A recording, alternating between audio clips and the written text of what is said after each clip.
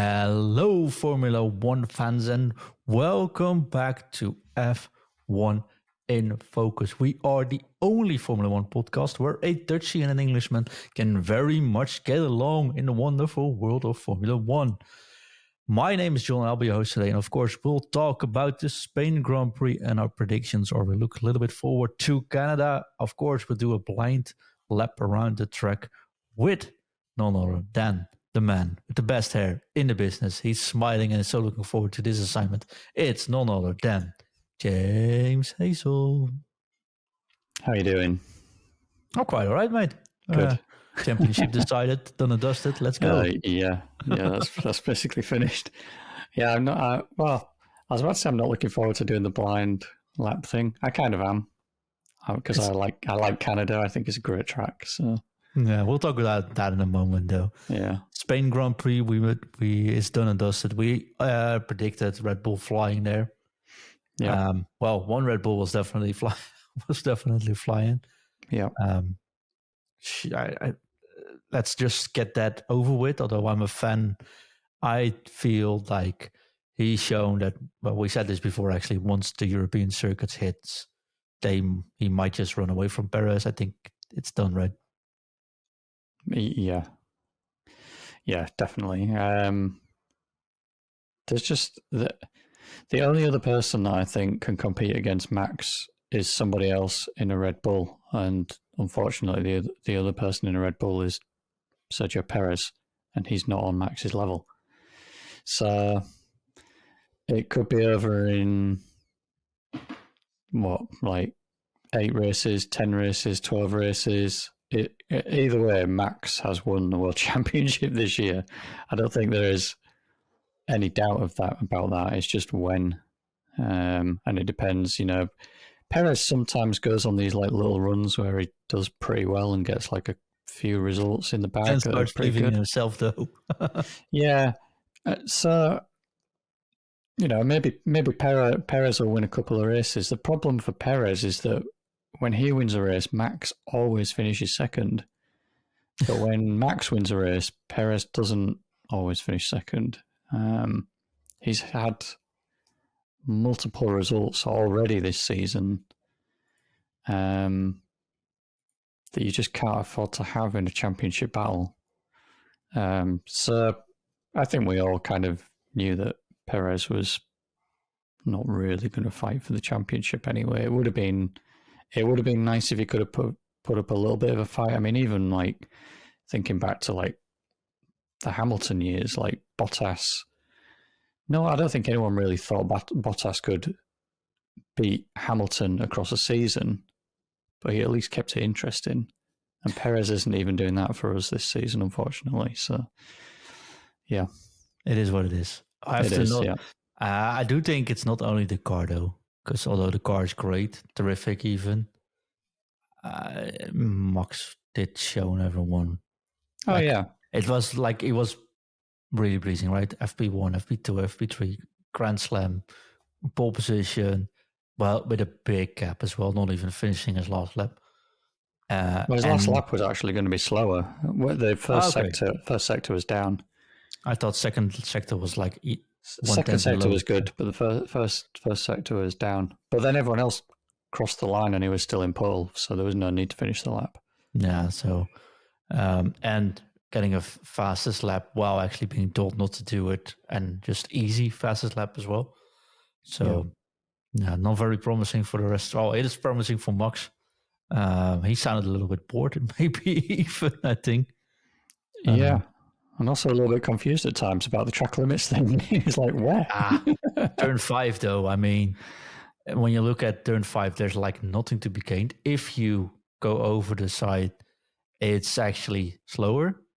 And I watched back those moments, and you have to turn on slow motion to actually be able to look at that. Meanwhile, Russell can just cut a corner and nobody cares. So it was a little bit of but the thing with the track limits is that they've decided after, like, was it last year or maybe even the year before, like, you've got to be within the white lines, because it used to be confusing, like even like 3 or 4 years ago, like some corners they'd say, yeah, you're okay on that. And then other times they'd say, no, you're not there. Like Monza's a prime example. Like that final chicane before you get down to Parabolica, they used to just say, yeah, you're fine to go wide there. He's like, well, why are you allowed to go wide there, but then not wide somewhere else? So I understand why they've done it. No, I think it's fair, right? Yeah. And then the Russell one, he did just follow what they determined to be like the safety route or whatever, if you miss the corner. If you do that in that turn one, that wasn't because of safety reasons or that he missed the corner. He just, when you look at the replay, that wasn't a decision he just took, right? Maybe, but there's three of them going into a corner that were never going to fit. Somebody had to bail out. So I don't think Russell did anything wrong in the first corner. He made a lot of his time up and speed up off the start. Well, stayed out of trouble there, which made good for it. So I don't feel that. Oh, well, let's agree on disagree maybe on that fact, because I do think it was smart of him. But when Alonso did it, he got a penalty last year. When Russell did it, he didn't get a penalty. And when Tsunoda sort of like driving hard touches someone, he gets a penalty for it. I felt a bit harsh. Yeah, I didn't think Tsunoda deserved a penalty, really. I mean, he had pretty hard lock on the steering. But who was it who he ran off the road? It was Joe Guanyu, wasn't it? Yeah. And technically he was in front going like into the corner. So that's true. Although you can't really see it in that particular corner. When you're in the seat, you have to look forward and you can't look to the side, right? You have to look at where you're going, and you can't look. It's not like you're driving 20 kilometers an hour and you can look past where you're going. So I found that one a bit harsh as well. I agree. I think it was harsh, but I can also see that, letter of the law. I mean, they maybe could have given him a bit of leeway on it, but he was entitled to space. So yeah, that was really harsh because Yuki was having a great race up until that point. Definitely. Okay, he still had a great race. It just ruined his result. That's all. Again, second race in a row. Right? Should have got points in Monaco and should have gotten points to now. Meanwhile, the competition with De Vries is still on because still 2-point difference. That's it. Yeah. Which isn't actually fair if you look at how they performed. Although De Vries has been just performing pretty decently the last two races. So, all right. I don't think he did great in Spain. It was a bit disappointing, I thought. Hopefully they continue to let him keep the seat and just keep going. See what happens in Canada next. Definitely. We had talked about Max. We have to talk about this. I think Max was a masterclass. I think we can both agree, but we'll see more of that this year. He said it was one of his best races, I think. That's the thing with Max currently. Like, he's also not making any mistakes, or it just seemed breezing. So I think that we all agree there. James, should we talk about Perez, or should we just skip it and go into the Ferrari disaster class? We can quickly cover Perez. I think what a qualification he had. Yeah, not great. I missed Q1, unfortunately, where a lot of the drama seemed to be happening. I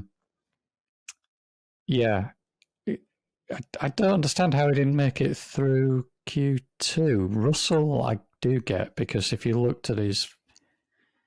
Which lap was it? Oh, he ran into Hamilton. So both of his hot laps, he also caught a bit of the damp patch that was still left at the kind of like around the back of the circuit, like at the end of the back straight. And I don't know the turn numbers, but just sort of around the back of there after the back straight. At one point, he had a really big.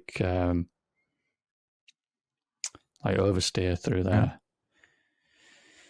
So yeah, Perez, I don't understand how he didn't get through. And then his race, really, it wasn't good enough when you look at what that Red Bull could do in Max's hands. There was not really any excuse for Perez to be at the very least, finishing behind Russell, who he started ahead of. I should have just got second, right? It's especially on this track. Sorry. It should have been. It should have been second. Worst case, third. I don't. He shouldn't have finished behind Russell. Not when you compare the overall speed of the Red Bull to the Mercedes, which obviously was quicker this weekend, but still not as quick as a Red Bull. Well, not 35 seconds slower. No. That must be something, finishing 35 seconds behind your teammate who wins with a 24-second gap, though. So, well, must be painful. Talking about, well, not painful. Well, let's start. You decide. Do you want to start or go further with a positive statement or with a negative statement? Let's get the negative out of the way first. All right. Ferrari's going to make fourth or even fifth in this year's championship. What a disaster class they've been showing lately. Yeah, I think fourth is probably quite easily doable for them. Fifth would be an absolute disaster, though. Oh, fourth would be an absolute disaster as well, honestly. Well, fourth really for Ferrari is not good enough either. No, but yeah, they are fourth already, and just it's 60 points above Alpine. Yeah, which sounds a lot, but it's just 7 races in. So that's actually not too bad for Alpine. If you look at their last 2 races compared to Ferrari, they might creep closer to them. Yeah, I think I'd be very surprised if Alpine beats them across the season. Remember, I said Alpine gets fourth this year, so yeah, I wouldn't be surprised though if they don't catch up with Aston Martin or Mercedes and they stay in fourth position. Just based on how this season's sort of panning out for them at the moment. It's just the same old story from last season that we keep talking about in previous episodes of this podcast as well, that they've got 1 lap pace. They proved it again with Sainz on second place on the grid in qualifying, but then race pace just, for whatever reason, they just don't have it. Leclerc was unlucky with qualification, of course, technical issues. Yeah, but nevertheless. But even after that, he had some sort of setup issue that was causing him all sorts of problems in qualifying and was basically calling the car undrivable. They broke Parc Fermé, meaning that he had to start from the pit lane to try and make some changes and fix the car, and he still didn't really have a standout race particularly. So yeah, it's just a weekend to forget for Ferrari for the most part. I mean, Sainz scored some reasonable points, but he probably would have been hoping for more. Some of this might also be down to the Mercedes upgrades that have definitely seemed to have moved them up the grid a little bit as performance-wise, but Ferrari will still be disappointed because they brought their own upgrades, didn't they? And everyone brought upgrades. Well, even Red Bull did. So yeah, the only one thought, but Ferraris was a fairly significant change to their side pods. Yeah, the shark fins are gone on the top and now flat. So it was a major change, but didn't show anything. Like top speeds, not there. Stability, not there.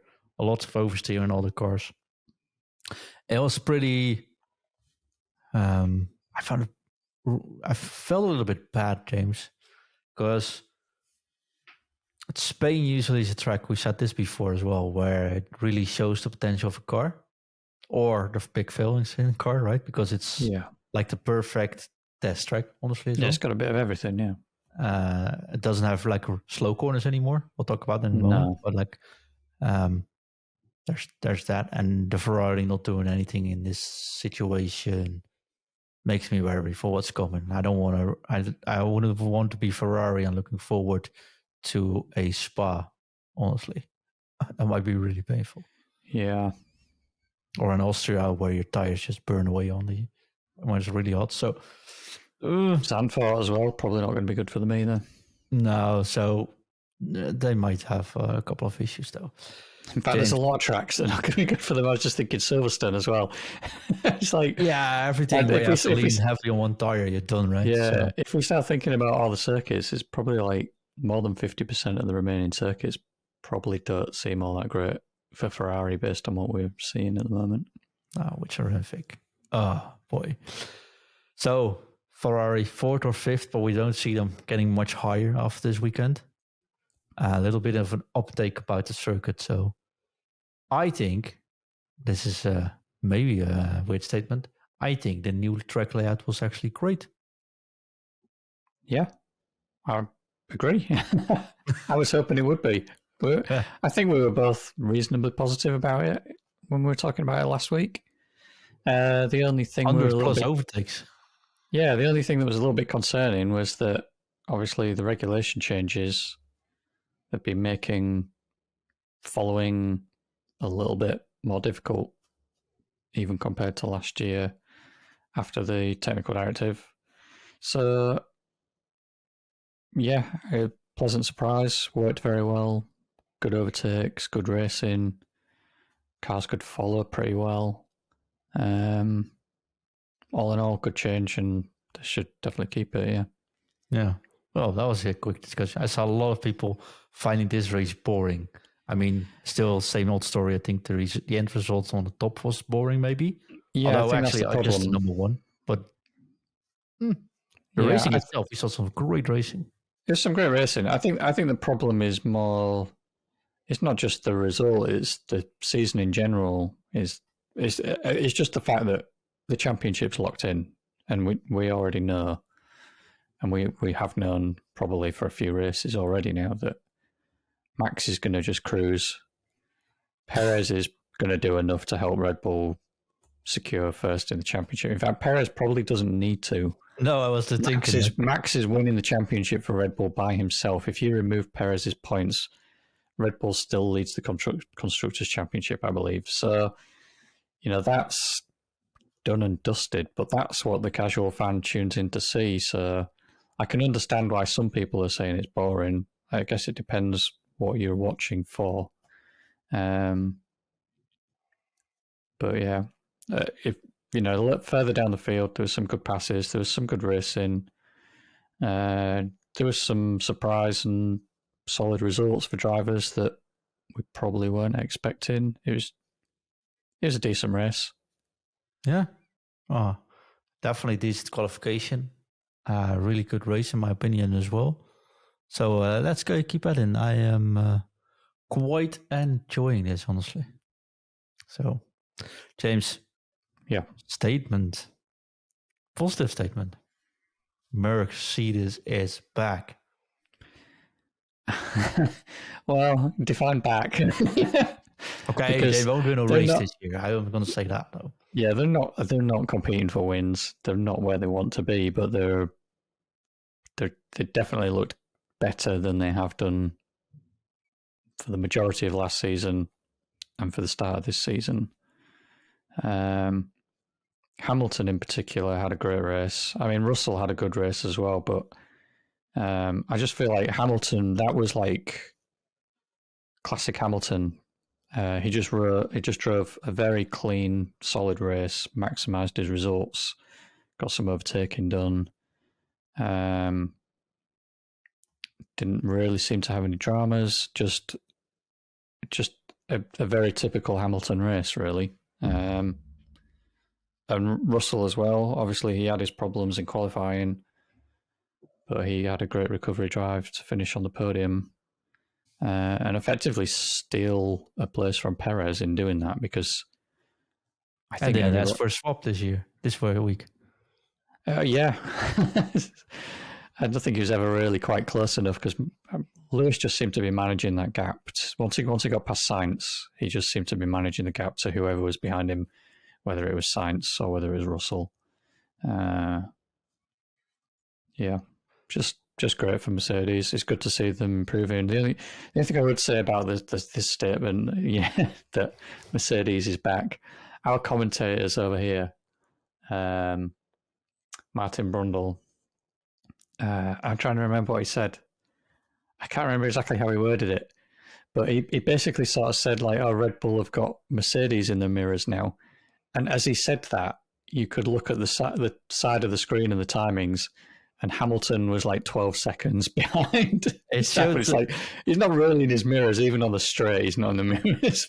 it showed a statistic. Lewis Hamilton chasing for the race win. It said Yeah. in the chasing for the race win. I was like, no. No. I mean, they are trying their damnedest to like make it seem like there's some sort of competition for first place when there really isn't. But it's still interesting to see Mercedes make changes and bring improvements and improve the car. If this pans out, which I'm not cautiously optimistic about because they did well last year at Spain as well. Yeah. But if it does pan out, this is probably one of the better instances in this season and last season of a team developing during the season with these rules around budget cap and stuff. Yeah, definitely. Although fairly easy to copy the one that does best, right? Yeah, well, yes and no, I suppose. Because I don't know. It's getting easier to copy, but it's harder to keep up with them, I guess. Because they're basically as fast as the Red Bull was last year now. Yeah, and copying, I don't think copying guarantees you to be as good as the team that you're copying because it depends on the philosophy of the car as well and stuff that you maybe can't see. Although everybody's seen the flaws now, so there isn't much left that's unseen. But I mean, like you could slap the side pods on, but if you're not doing the right stuff underneath the car or elsewhere on the car, the side pods might not actually work. So true. It's about the whole package. And I mean, Mercedes made two pretty significant changes with the side pods and the front suspension. And so far seems to be a step forward. We'll see what happens in Canada. Definitely. We'll be paying close attention to that. Any other remarks you want to discuss about this race or want to look forward to Canada now? Probably just look forward to Canada. I was a little bit disappointed with Alonso. Stroll didn't really seem to maximise his car and result either, really. But other than that, I mean, yeah, Aston Martin didn't have a great showing. No, but I think if you have a bad weekend like they have, and you still make 6th and 7th, that's fine. Yeah.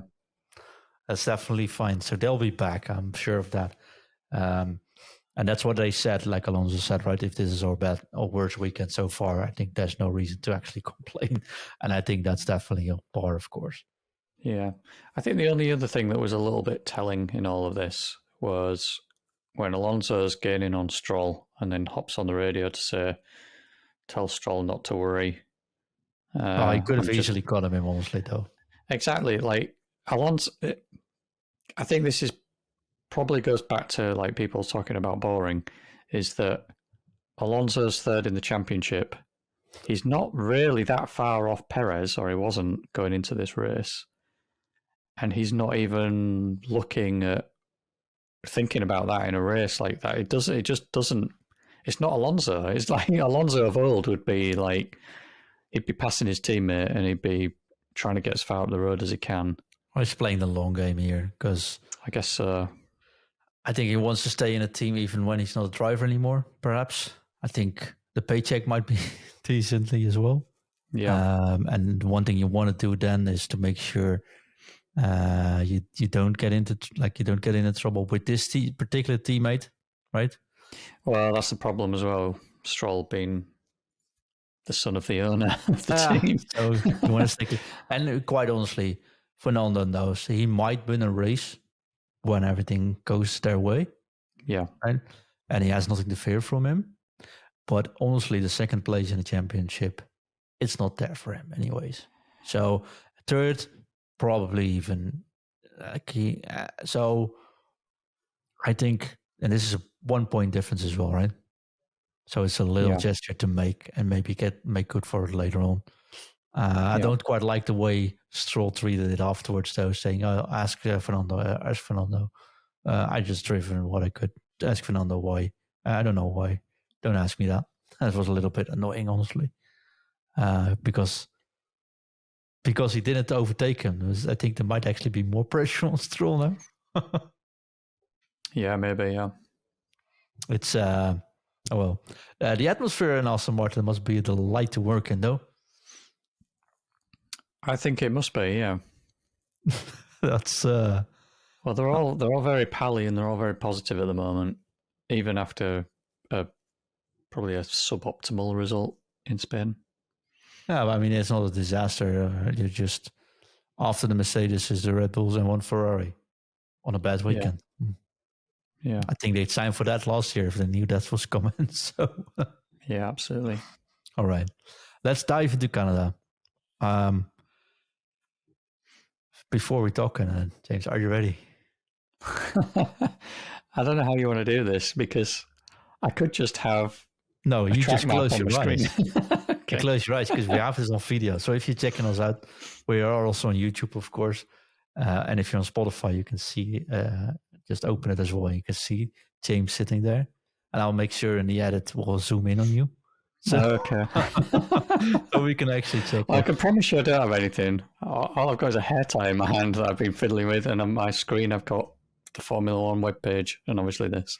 It's perfectly fine if you just close your eyes. Okay. So James will close his eyes and James will take us on one lap over Canada and describe what he finds when he drives on one lap around Canada.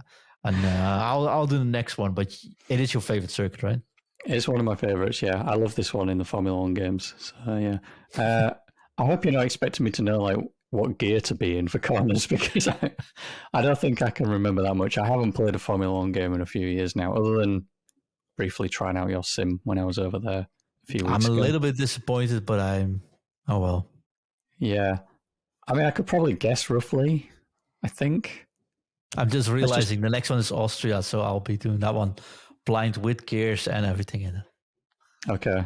Because that's my favorite. So, hate it, James. So we'll start. Right. We'll start on the straight. You close your eyes and you take it away, my friend. Okay. So on the straight, got a slight kink to the right into a S-bend to the left, which is probably like third gear. I think it's third gear. So you got like an S-bend. The second bend is more like a hairpin up a hill with a slight kink to the right again before a chicane, which is probably third gear, second gear. I'm going to go second gear. Out of the chicane, again, bends to the right before you hit a wider chicane to the left-right, which is probably third gear, maybe fourth. Out of that, you've got a reasonable straight that again kinks slightly to the right before another wide chicane, similar to the last one, but it's right-left this time. I think it's fourth gear. Coming out of that, you go over a slight crest, kinking to the left before the hairpin, which is probably second gear. Out of that, slightly to the left and then right, which you can probably just straight line, to be honest, down the main back straight, all the way up to top gear, into the final chicane with the Wall of Champions, which I think is third gear, and then across the line of finish.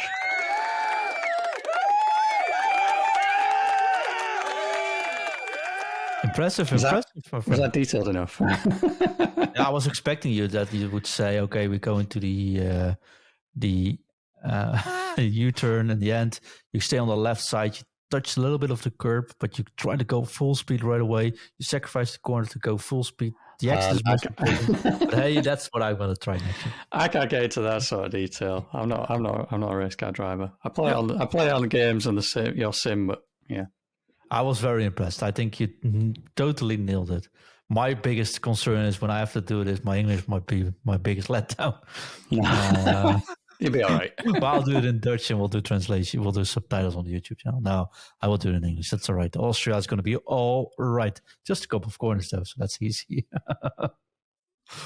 So that really impressive first time, James. No, thanks.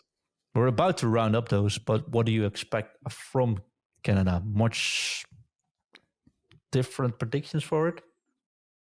Nothing too drastically different. I think I would certainly hope that Mercedes get another solid result like this weekend that we've just had. Canada's, I suppose it's a slightly bumpier circuit with it being, well, sort of a street circuit. But I feel like it's got some similar characteristics to Spain. So I would probably guess Max winning, obviously, because he's just going to win. Perez probably second. I would hope and expect second. Maybe Hamilton third again. Well, not again. He finished second this race, but on the podium again. Certainly ahead of Aston Martin and Ferrari. That's my prediction. Okay, so I would have predicted, I had on my list last week to write down when Canada comes, I'm going to predict it's going to be raining. But I seen half of the country is actually on fire, unfortunately. So one, feel sorry and thoughts with everyone that's there. And it was being influenced with that. But it's definitely not going to rain. I definitely agree on every winner. It's going to be there. I think the Ferraris might end up high in qualifying because they would be one of those tracks which they could be doing it. I think Max will just carry on and, well, go home early to watch some more racing cars drive around something. Or play a game of FIFA before the rest finishes. But what I am also expecting is that Checo will win it in the World Champions. Ooh, I mean, he might do. He's certainly been pushing the last few races kind of unnecessarily at times.